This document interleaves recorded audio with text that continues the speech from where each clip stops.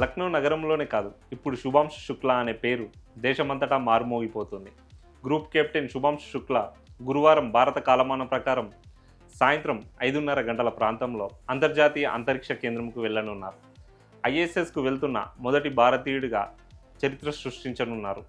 అయితే అతని చిన్ననాటి సంఘటనలు, అతని దృఢ సంకల్పం గురించి తెలుసుకుంటే అంతరిక్షంలోకి వెళ్ళడం కేవలం అతని కల మాత్రమే కాదని, చిన్నప్పటి నుంచే దానికోసం అడుగులు వేశాడన్న విషయం అర్థమవుతుంది.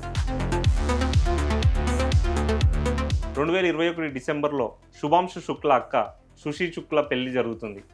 ఈ సమయంలోనే 14 ఏళ్ల శుభాంశ్ కొన్ని గంటల పాటు కనిపించకుండా పోయాడు. దీంతో కుటుంబ సభ్యులు తీవ్ర ఆందోళన పడ్డారు. కొన్ని గంటల తర్వాత శుభాంశు సైకిల్పై ఇంటికి తిరిగి వచ్చాడు. తండ్రి శంభుదయాల్ శుక్లా ఆయనపై కోపగించుకున్నారు. అప్పటికి అలసిపోయి ఉన్న చాలా ప్రశాంతంగా ఇప్పుడు తాను ఏం చేయాలో చెప్పండని శుభాంశు అన్నాడంట. అతను చెప్పిన సమాధానం విని చుట్టాలంతా ఆశ్చర్యపోయారు. ఇక బాక్సికా తలాబ్ వద్ద జరిగిన Indian air force air show చూసి శుభాంశు ప్రేరణ పొందినట్లు కుటుంబ సభ్యులు చెప్తున్నారు. అందుకే రహస్యంగా నేషనల్ డిఫెన్స్ అకాడమీ పరీక్షకు వెళ్ళాడని అంటున్నారు. అయితే కార్గిల్ యుద్ధం జరిగినప్పుడు శుభాంశుకు 14 ఏళ్ళు. అది అతనిపై తీవ్ర ప్రభావం చూపిందని ఆయన అక్క సుషీ శుక్లా అంటున్నారు. 2 సంవత్సరాల తర్వాత అతను రహస్యంగా ఒక స్నేహితుడి నుంచి ఎన్డీఏ ఫామ్ను తీసుకొని ఎవరికీ చెప్పకుండా దరఖాస్తు చేసుకున్నారు. అతను పరీక్ష పాస్ అయిన తర్వాతే తమకు నిజం తెలిసిందని సుషీ శుక్లా చెప్తున్నారు. శుభాంశు తండ్రి ఒక రిటైర్డ్ ప్రభుత్వ అధికారి. కొడుకు ఆర్మీలోకి వెళ్తాను, ఎయిర్ ఫోర్స్లో జాయిన్ అవుతాను అని చెప్పినప్పుడు ఆయన శుభాంశును మందలించారు. కానీ ఇప్పుడు ఎంతో గర్వంతో ఉప్పొంగిపోతున్నానని ఆయన చెప్తున్నారు. శుభాంశు వ్యోమగామి కావాలని చెప్పినప్పుడు అతని తల్లి ఆశ కూడా చాలా ఆందోళన చెందారు.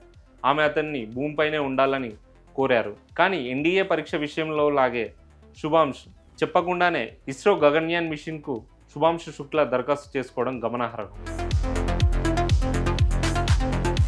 ఇక శుభాంశు ఫ్యామిలీ విషయానికి వస్తే ఇప్పుడు శుభాంశుకు 39 ఏళ్ళు.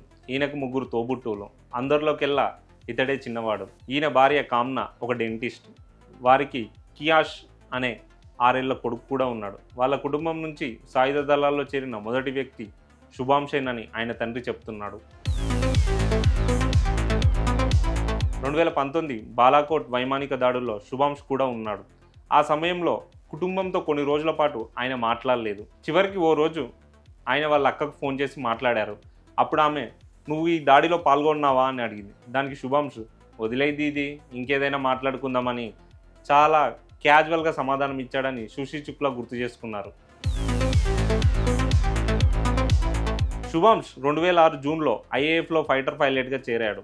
అతను ఫైటర్ కాంబాట్ లీడర్గా, టెస్ట్ పైలట్గా కూడా ఎదిగాడు. శుభాంశ్ సుఖోయ్ 30 MKI, మింగ్ 21, మింగ్ 29, జాగ్వార్తో పాటు హాక్ వంటి జెట్లను 2000 గంటలకు పైగా నడిపిన అనుభవం ఉంది.